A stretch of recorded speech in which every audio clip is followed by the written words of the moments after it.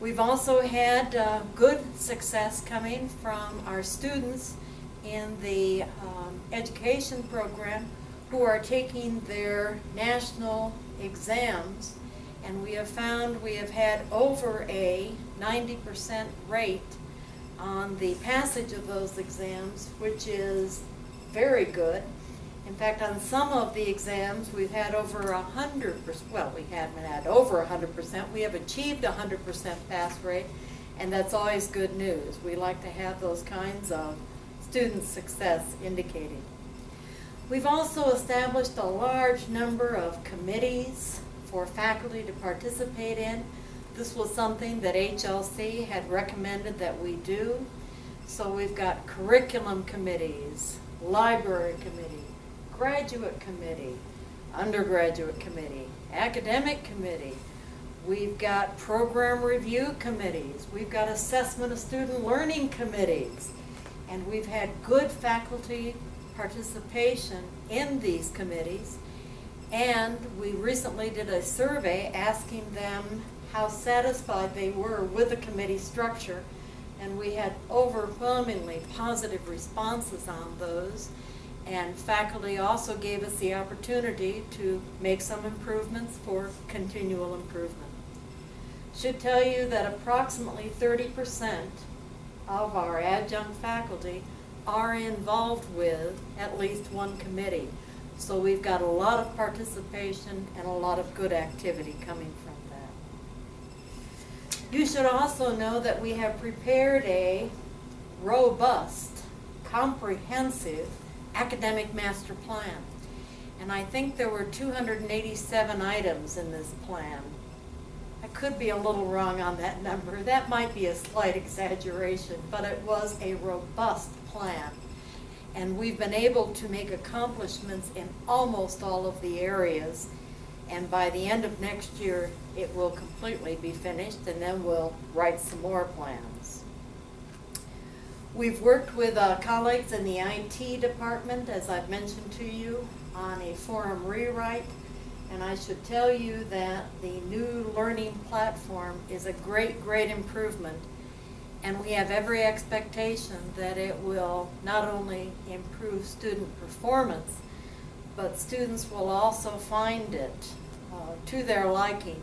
And we're hoping that through word of mouth and good thoughts from our folks in marketing, that we can let the world know that we have a new learning platform that is very exciting.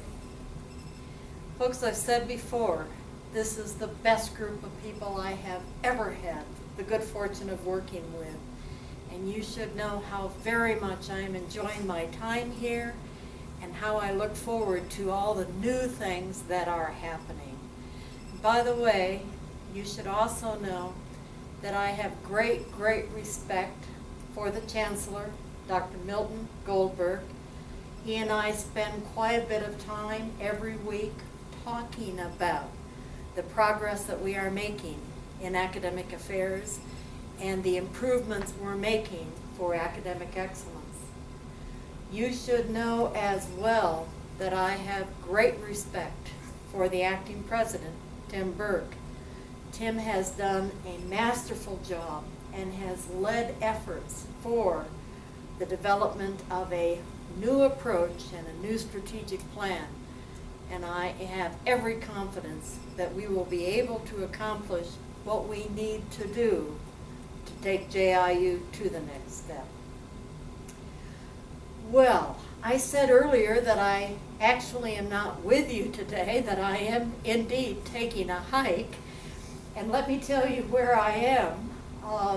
By the time you see this tape, I will be in Africa.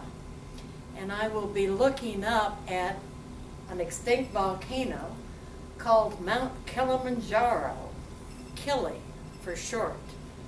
I hope that's not a profound indication of what might happen to some of us as we try to ascend it. It is over 19,000 feet high, and the instructions say it will take us 5.5 days to walk up and 1.5 days to slide down. That's the part I'm more worried about than walking up.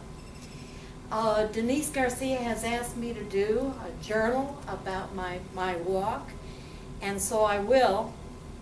I think, given the height of the mountain and given my name, I think I will call it Getting High with Mary Jane. I kind of like that. You know, my mother may have named me after a candy or a shoe, but I've always thought it was kind of fun to be named for a weed at the same time. We're going to have some help carrying items up, for which I am eternally grateful.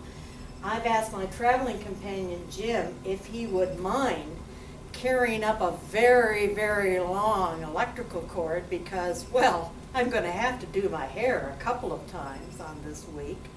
He's told me that whoever wants it has to carry it, so I'm not sure if I can carry a cord that long or not. The other thing I'm thinking about carrying is a great big huge plant, okay? A big, big, big plant. And the reason I want to do this is because at 19,000 feet there's not a lot of oxygen. But I'm a biologist, so I know that plants are photosynthesizers. And so you see, I'm going to carry a big philodendron or something. And I'm going to be inhaling from that plant every minute that the sun is shining. I shouldn't say inhaling, should I? I'm actually a lot like Bill Clinton, except I never inhale. But I will inhale oxygen on this particular trip, and we hope that it all makes it. There's something else I'm going to be carrying as I walk up Killy. I'm going to be carrying a JIU flag. I actually asked if I could, well, put a pen down in the top of Mount Kilimanjaro. I said that would be easier to carry than a flag, a pennant, a JIU, and I'll have to find a stick to mount it on. That's going to make my heavy bag even heavier, but I'll do it. I'm going to carry this and think about all of you as I do this. We'll plant it at the top of a 19,251 foot peak, and I will tell you, I will think of each and every one of you as I walk up and as I slide down.